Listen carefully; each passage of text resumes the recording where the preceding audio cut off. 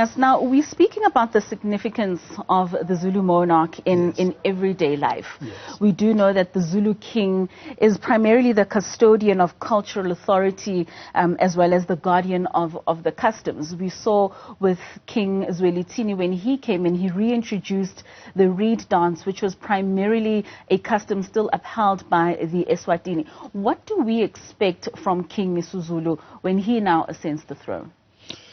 Okay, we expect the new king to unite the nation of AmaZulu and to possibly unite the royal house itself, and also to strengthen the Zulu nation, as his name suggests, beyond just the cultural observance.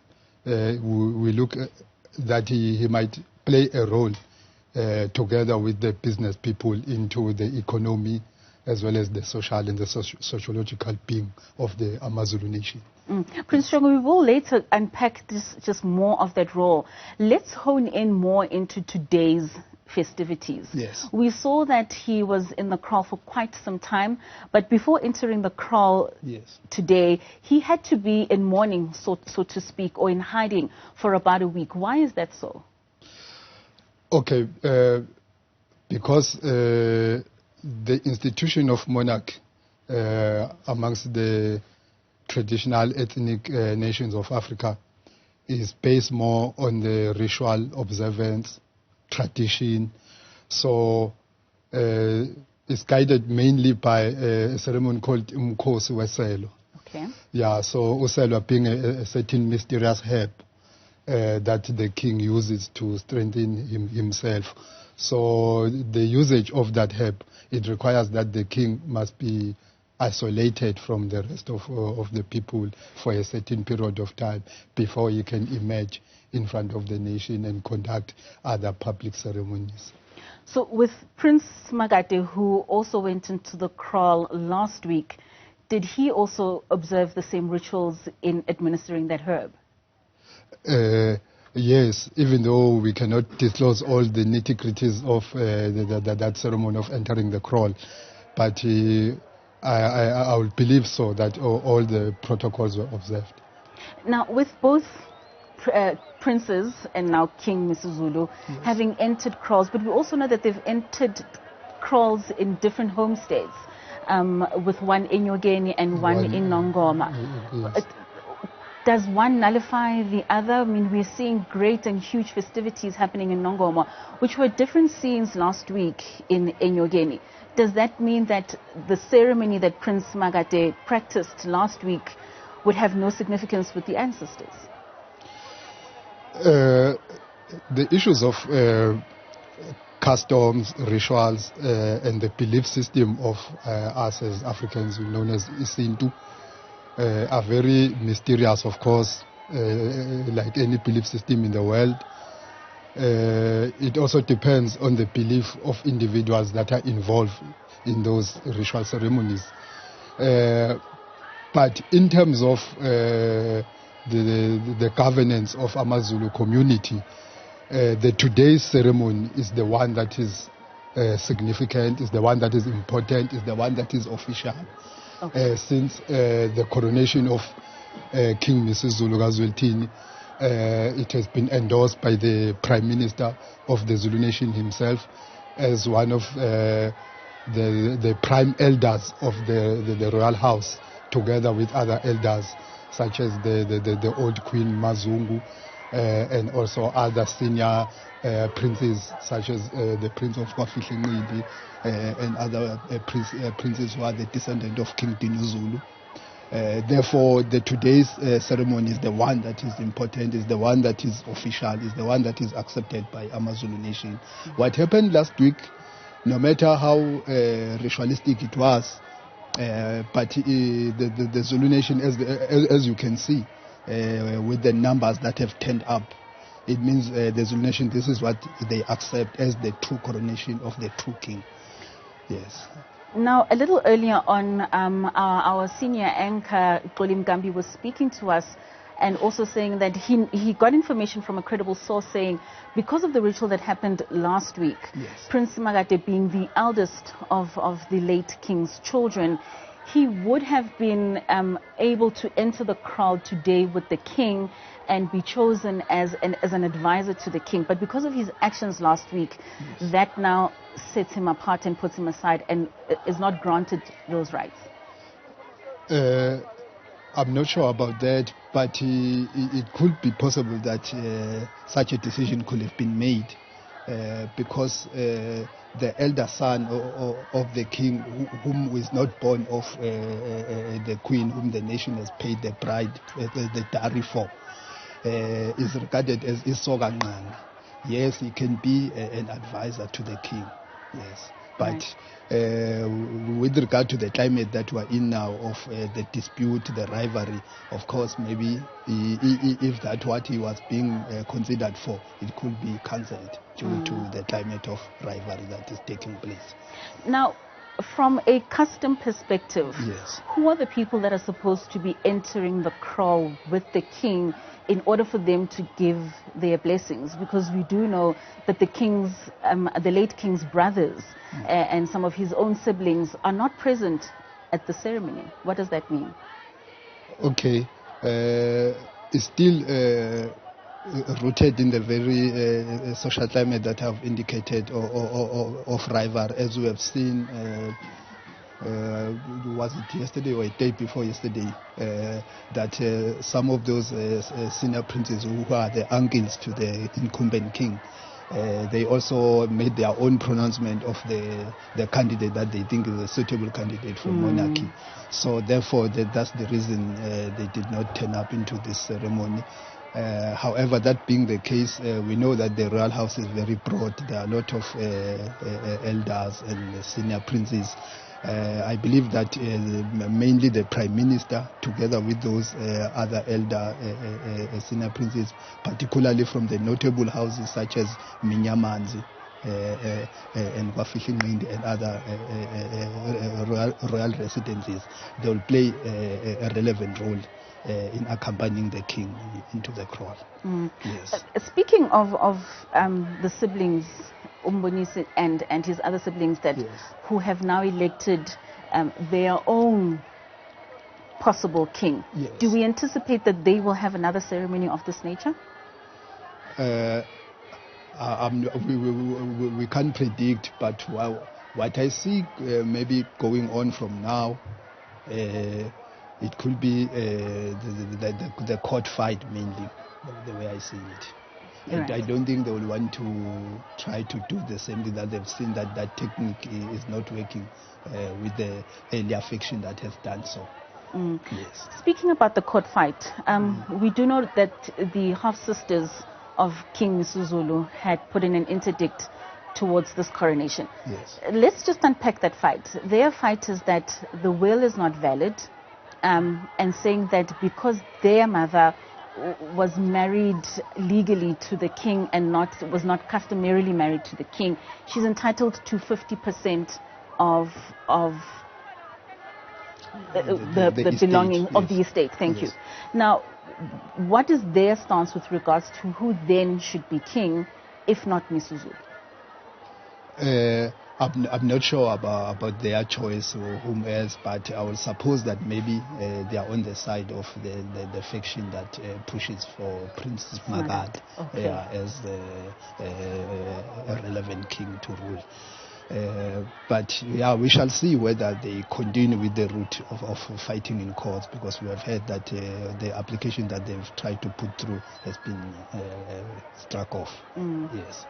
Then the next question would be, who then becomes Queen Mother?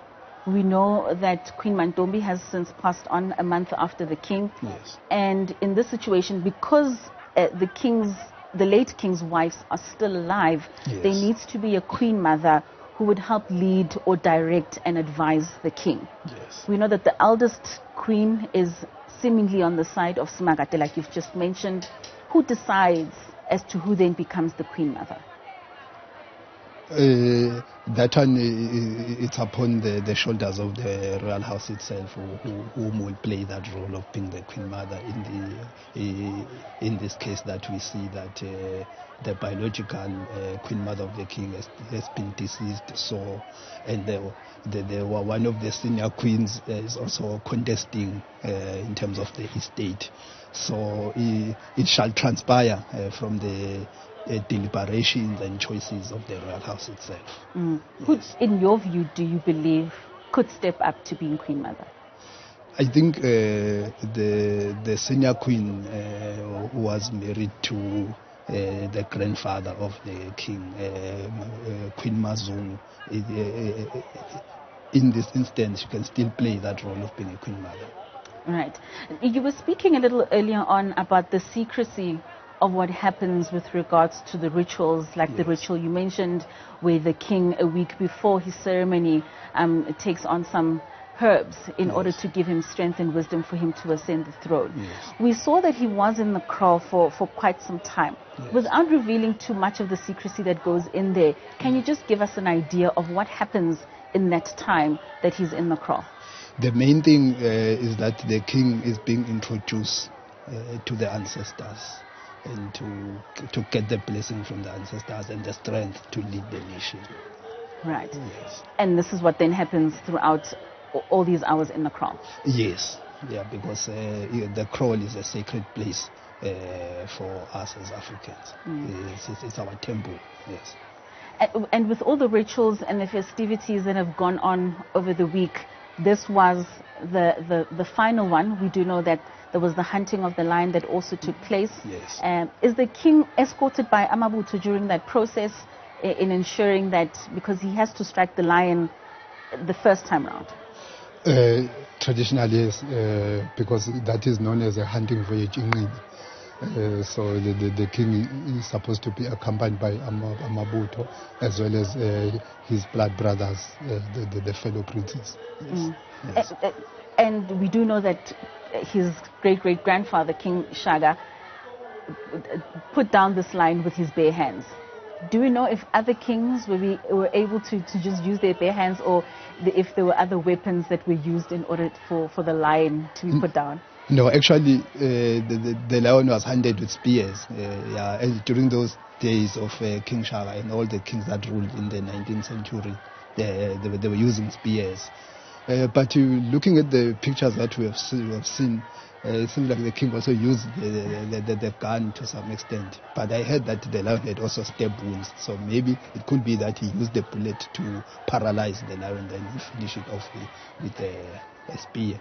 And does that change the significance of it? The fact that we are moving with times, there's other weapons that we are able to use to put the lion down, and therefore then only afterwards we'd be able to use a spear. Does it take away from the significance of killing the lion? No, it doesn't actually. There's this notion that us as Africans today, when we say we're keeping our custom, it means we should keep them in a format that they were in the 19th century, moving back to 18th century and so on, which is not necessarily the case, because if we were to look carefully at our history, the records of what happened in the 19th century when colonialism came and the new technologies and the new ways of living were introduced to us, the first generation of our people, our ancestors who were living at that time, they were not so averse to the new equipment, tools, and the ways of living that were being brought to them. They were not necessarily averse to them. For example, we know that some of the ancestors of the Zulu clan, some senior princes who were living in the 19th century, such as Prince Shingana, Prince Dabula Manzgampande, they were using guns even in the battlefield. Even in the Battle of San Juan, some of the Zulu warriors were carrying guns and they were using them.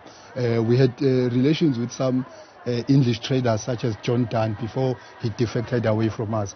He used to sell the guns to King Cetshwayo and even train some of King Cetshwayo's warriors to use the gun. So by the time they pass away, that generation of those princes and warriors, they've already used the gun in the battlefield as well as in the hunting field. So are you saying that possibly then with the next king we could be seeing them using drones possibly to hunt down the lions? Maybe, of course. I'm of the view that as African people, we should move with time. We should master technology like all other races are doing. For example, look at the Middle East.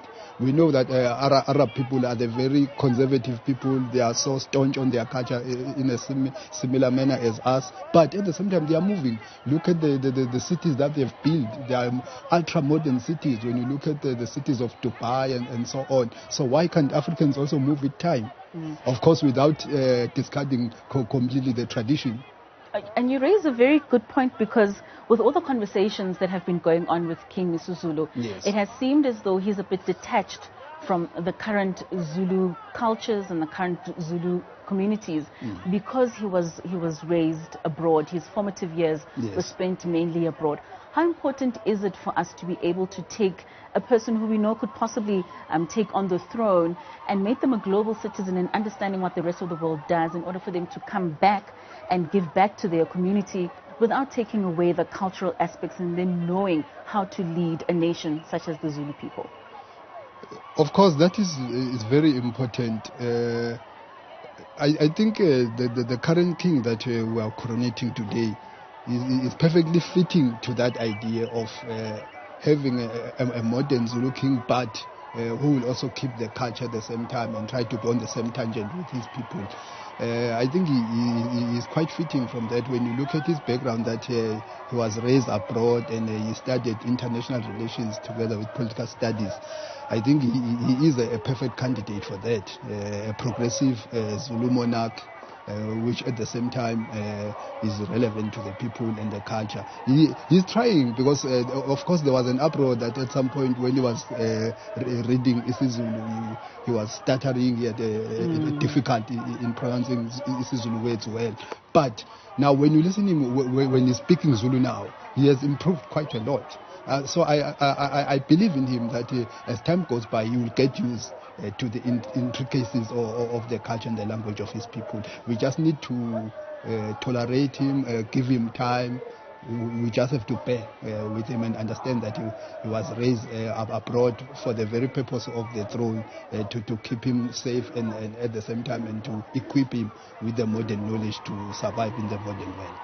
So if we've always known that there was a possibility that, or not even just a possibility, that he would ascend the throne, why do you think there's all this confusion and infighting? Or does it just come with Ukosubiyabangwa, and it's part of the process that so many other people will come to the fore and fight for the throne when we do know who eventually needs to ascend?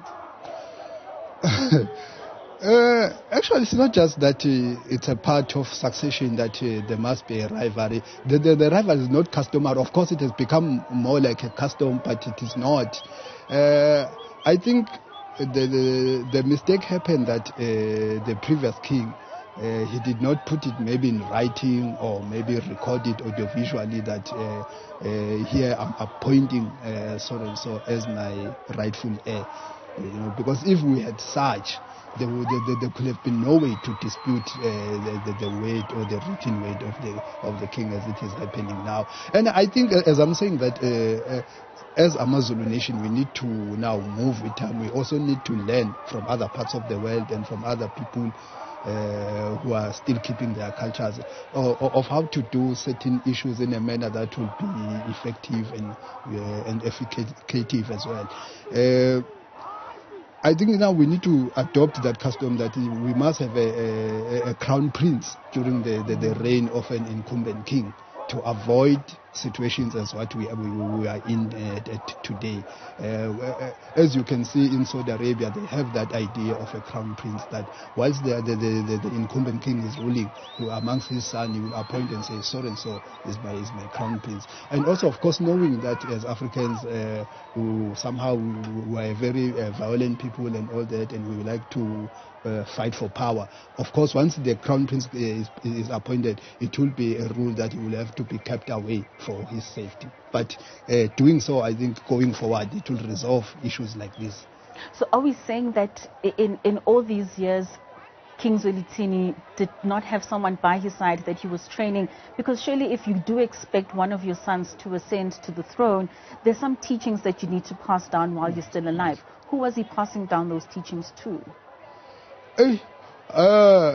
With my view as somebody who's observing the Zulu culture and the history and the politics, it seems like the king himself, he was not very sure amongst his son whom really he should pronounce to the nation as the rightful successor. You look even at the names that he gave his sons.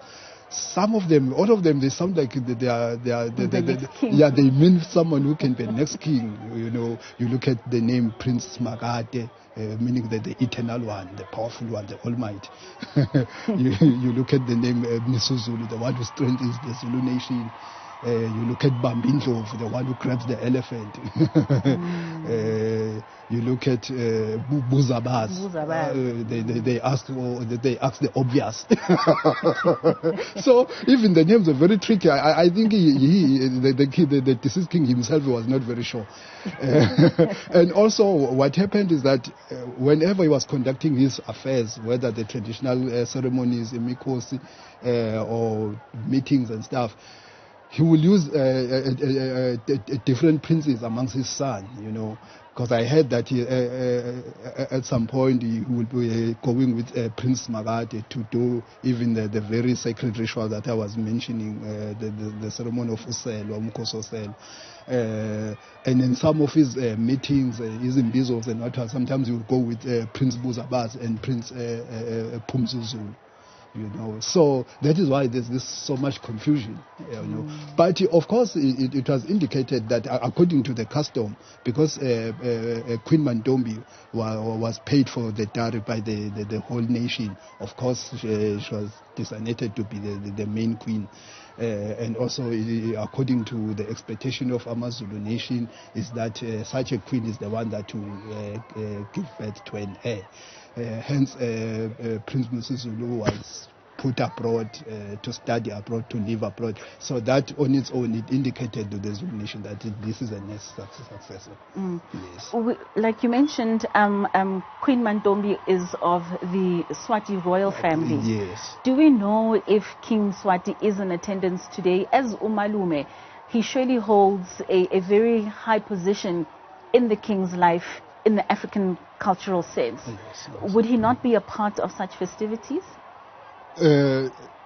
I believe so, that he has sent some delegates to represent him. As we can see in the ceremony there are also some women, Amakusigati from Eswatini, possibly even some warriors as well. Yeah. All right. So this is quite interesting, I mean, to see how the Zulu kingdom, as you said, is evolving with time, but also just staying steadfast in its cultural practices and norms. Yes. Who then, if according to what custom has always been, would be the next successor to Prince, or rather now King MisuZulu? Actually, it's still early to pronounce, because we don't know even in terms of the size of his family, how big or small it's going to be. But so far we know that he has two queens, Queen Gamayisela and the other queen from Eswatini as well. So, but we don't know whether that's where he will end. And we are not sure whether he's still going to take also, just like just like the previous king, is he going to also marry to another royal house or within Africa? We don't know. So it will depend towards the end of his life, if he will live very long, whether how many queens did he marry, and what type of family background are those queens. Yeah. So if he does marry a queen from a royal house, the likelihood would be one of her children would then ascend the throne. Yes. God forbid, should he leave us before such a time, are we then back to square one with the current princes that we have? In this case now, the throne will have to fall on his descendant, because we know that he does have children. Yeah. But I'm saying in the instance that, for instance, he leaves us within the next year or so, his children are still very young to take the throne. Yes. What would happen in the interim? In that case, we will have to have a regent. And then the royal house will have to decide on the regent, who should be a regent. When a king ascends the throne, he would obviously appoint his own prime minister. We have seen the role that the current prime minister has played over the years up until this very point. When does that happen? And also, do we have any idea who he has in mind to be the next prime minister of the Zulu nation? At the moment, it's hard to tell. But it's not always the case that the new king will choose a new president. Sometimes the leadership of the previous prime minister do continues into the term of the new king, as we have seen with the current prime minister, Nkosi Buthelezi. He's been a prime minister even in the previous king, as well as in the time of King Cyprian Zulu. All right, we are seeing the visuals coming from Gwanongoma, where the current prime minister is seated with other members around him, and it seems as though festivities will continue. Let's listen in.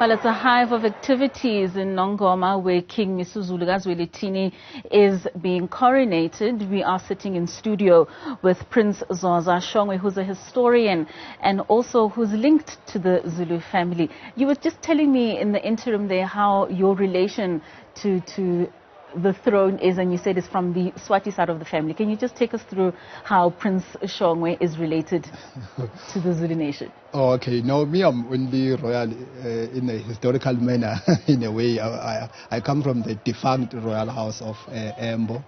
Okay. The Swazi nation, before it became a Swati nation, it was known as Abembo, when we were still migrating from from Kemet, what now is known as ancient Egypt. Then we came down the Eastern African coast, stopping now in certain places such as Kenya, where there's a mountain called Mount Embu on the western side of Mount Kenya. Then during those times when we were traveling down to Southern Africa, there were different kings that were leading Abambo nation, which some of them are my ancestors, such as King Gunene and King Mtimande. That is why today, in Eswatini, even though now it's the Dlamini royal house that is ruling, but they still recognize Ugnene. They still say Dlamini Wegnene, Wena Wegnene. So me, I come from that clan that is being hailed by the Swati nation, Abegnene. That's very interesting, because there was a time within the Zulu monarch where the apartheid regime had nullified the kingdom and rather appointed a number of kinglets, and these were chiefs that were taking care of igodi that were different clans and spaces within the Zulu nation. Do you believe that at some point could have distorted the line of kingship within the Zulu monarch? It almost went that way, but it did not happen, because what happened is that when King Cetshwayo got defeated by the British on the 4th of July 1879, then he was taken as a captive to Cape Town at first, and later on he went to England as well to face the English Queen. What happened is that the colonial authority, British authority, they divided the Zulu kingdom into kinglets, as we are saying. It was 13 kinglets. That resulted into a civil war when King Cetshwayo returned from overseas, from United Kingdom. when he tried to settle amongst his people, then he found that a certain side of the royal house, the left-hand side of the royal house, then they started the civil war. But actually they were provoked by the princes from the main house as well. So that, yes, that it almost disturbed the line of succession, but lucky enough it was arrested, it was brought back to order. All right. Prince Shongwe, let's just hold it there and maybe just cross over back to Nongoma, where the festivities rather for the coronation of AmaZulu King MisuZulu